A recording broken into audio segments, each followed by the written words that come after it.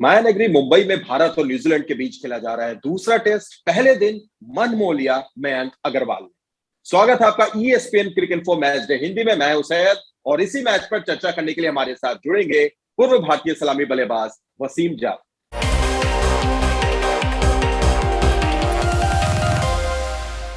वसीम, बहुत बहुत स्वागत है आपका ईएसपीएन क्रिकेट फॉर में। Thank you Syed. वसीम, में एक सवाल लगातार हम लोग कर रहे थे कि क्या मयंक अग्रवाल जगह बना पाएंगे, क्या मयंक अग्रवाल को बाहर जाना होगा विराट कोहली के लिए। लेकिन देखिए, अजिंक्य रहाणे चोटिल होते हैं, वो नहीं खेल पाते हैं। इस वजह से मयंक अग्रवाल अपनी जगह बनाते हैं और सिर्फ जगह नहीं बनाते बल्कि शतक बनाकर साबित भी कर दिया कि वो इसी के लिए बने हैं। जी हाँ, बिल्कुल। तीन प्लेयर मैच के पहले इंजर्ड हो गए। न्यूजीलैंड की तरफ से केन विलियमसन इंजर्ड हो गए, जो कि एक सरप्राइजिंग था कि 4 इतने प्लेयर मैच के पहले इंजर्ड हो जाते हैं। और लकी रहे, मुझे लगता है कि मयंक अग्रवाल शायद, अगर सभी लोग अगर फिट होते, अगर अजिंक्य भी फिट होते और शायद जडेजा भी फिट होते, तो शायद हो सकता मयंक अग्रवाल को जगह देनी पड़ती अपनी। बट जो बोलते हैं कि भैया आपको जो अपॉर्चुनिटी मिलती है उसको आपको दोनों हाथ से ग्रैब करना चाहिए, तो ये बिल्कुल मयंक अग्रवाल ने वही किया। शायद ये एक ही टेस्ट मैच उनको खेलने मिलता, या अगर नहीं मिलता तो शायद हो सकता साउथ अफ्रीका में फिर से मौका नहीं मिलता। लेकिन जो अपॉर्चुनिटी मिली है उसको दोनों हाथ से उन्होंने एक्सेप्ट किया है और कमाल का परफॉर्मेंस किया है। पूरा दिन स्टैंड आउट परफॉर्मेंस किया है और आज भारत जो स्थिति में खड़ी है वो बिल्कुल मयंक अग्रवाल की वजह से खड़ी है। और जिस तरह से उन्होंने स्पिन को खेला है खास करके, वो काबिले तारीफ है। मन मोह लिया मयंक ने। वसीम, दूसरी तरफ अगर हम न्यूजीलैंड की बात करें, 4 विकेट आज भारत की गिरी है और चारों ही गई है एजाज पटेल की झोली में। शानदार गेंदबाजी, लेकिन क्या वो थोड़े से अकेले पड़ गए, साथ नहीं मिल पाया उन्हें। जी हाँ, बिल्कुल। और ये थोड़ा सा न्यूजीलैंड की स्टोरी कानपुर टेस्ट से इसी तरह से चली आ रही है। अगर आप देखेंगे कानपुर के डे 1 में तो सिर्फ जेमिसन ने अच्छी बॉलिंग की, तो वहां पे उनका साथ किसी ने नहीं दिया। फिर दूसरे दिन साउथी ने बॉलिंग की तो वो भी अकेले रह गए, फिर दूसरे लोगों ने भी साथ नहीं दिया था। और आज भी आप देखोगे कि एजाज पटेल ने अकेले ने अच्छी बॉलिंग की, लेकिन साउदी और जेमिसन और जो दूसरे स्पिनर है उनसे कोई उनको सपोर्ट नहीं मिला। अगर दूसरे एंड से उनको सपोर्ट मिलता तो स्टोरी कुछ और होती। तो कहीं ना कहीं थोड़ा सा मैं सरप्राइज हूँ अगेन थोड़ा न्यूजीलैंड के सिलेक्शन को लेके कि नील वैगनर को उन्होंने नहीं बैक किया इस टेस्ट मैच में। हालांकि मुझे ऐसा लगता है कि कानपुर टेस्ट के बाद शायद वो फील करते कि हाँ, एक फास्ट बॉलर शायद, क्योंकि जो एक न्यूजीलैंड की स्ट्रेंथ भी रही है, तो कहीं ना कहीं मुझे लगता है कि उसको उनको नहीं खिलाना एक गलती हो सकती है न्यूजीलैंड की तरफ से। वसीम, ये लगातार हम लोगों ने पिछले बार भी बात की थी कि क्या वैगनर खेलना चाहिए या नहीं खेलना चाहिए, लेकिन इस बार भी वो नजर नहीं आए। वो गलती, वो बड़ी चूक आप जरूर कह रहे हैं। दूसरी तरफ क्या एक और चूक हुई कि काइल जेमिसन ने आज गेंदबाजी कम की।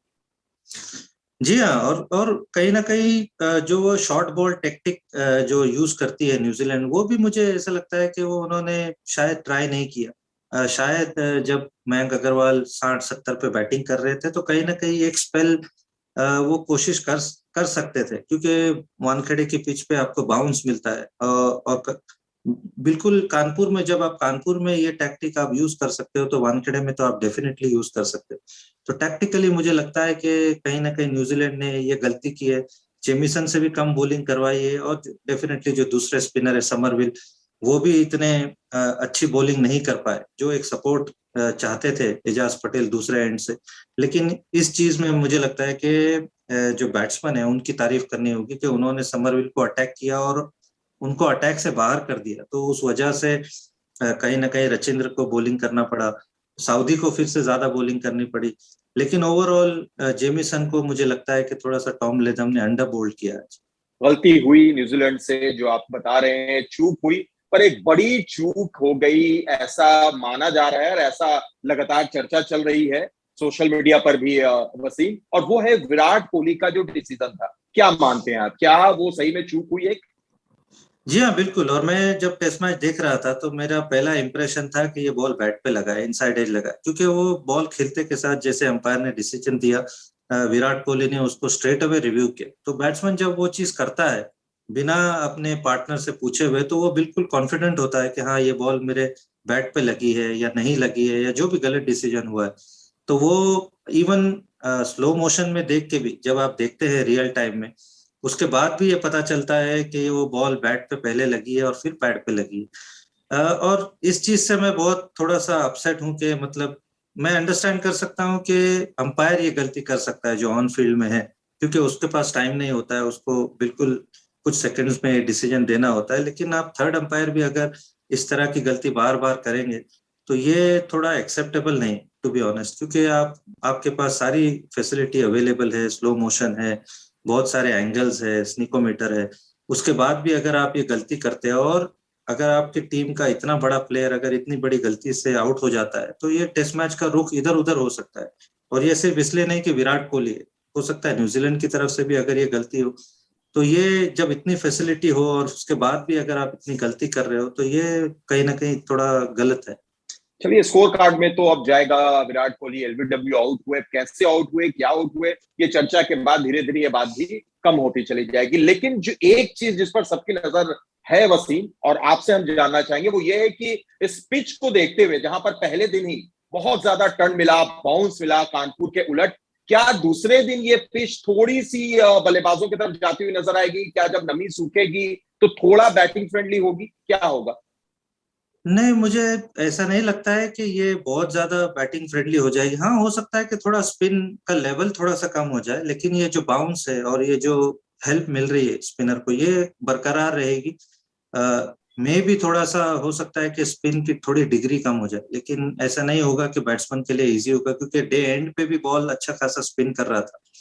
तो पहले सेशन में मैं अंडरस्टैंड कर सकता हूँ कि आपके पास मॉइस्चर है तो बॉल स्पिन होता है, लेकिन अगर डे टू, सेशन 2 और सेशन 3 में भी अगर बॉल इतना स्पिन हो रहा है तो ये कल भी बॉल मुझे लगता है कि स्पिन होगा डेफिनेटली। और अगर बॉल इतनी डिग्री से अगर स्पिन हो रहा है तो न्यूजीलैंड के लिए जरूर मुश्किलें खड़ी करेगा। वसीम, पहली चीज, भारत का लक्ष्य क्या होगा? 221 बन चुके हैं, कहां तक भारत जाना चाहेगा न्यूजीलैंड पर दबाव डालने के लिए? दूसरा ये कि 70 ओवर हो चुके हैं, 10 ओवर बाद गेंद ड्यू है, नई गेंद, दूसरी नई गेंद, क्या न्यूजीलैंड नई गेंद की तरफ तुरंत जाएगा? जी हाँ, जाना चाहिए, क्योंकि 10 ओवर तकरीबन 40-45 मिनट में आप कंप्लीट कर लोगे अगर आपके स्पिनर बॉल कर रहे हैं। तो वो रिलेटिवली आप पहले सेशन के 1 घंटे पहले आपको नया बॉल अवेलेबल हो जाएगा, तो वो नया बॉल आपको लेना चाहिए, क्योंकि उससे आपको हेल्प मिलेगी। और हो सकता है आपने अगर 1-2 विकेट वहां चटका है तो आपको बिल्कुल टेल और मे बी लोअर ऑर्डर के पास आप चले जाओगे और वो बड़ा स्कोर आप बनाने से रोक सकते हो इंडियन टीम को। नया बॉल डेफिनेटली स्पिनर को भी हेल्प करेगा और फास्ट बॉलर के लिए भी स्विंग में मदद करेगा। तो जैसे ही अगर नया बॉल अवेलेबल होता है तो न्यूजीलैंड को नया बॉल लेना चाहिए। बिल्कुल वसीम, तो नजर होगी दूसरे दिन क्या होता है, किस तरफ खेल जाता है और भारत कितना और आगे इस मैच में जा सकता है। बहुत बहुत शुक्रिया हमारे साथ जुड़ने के लिए, तमाम बातचीत करने के लिए।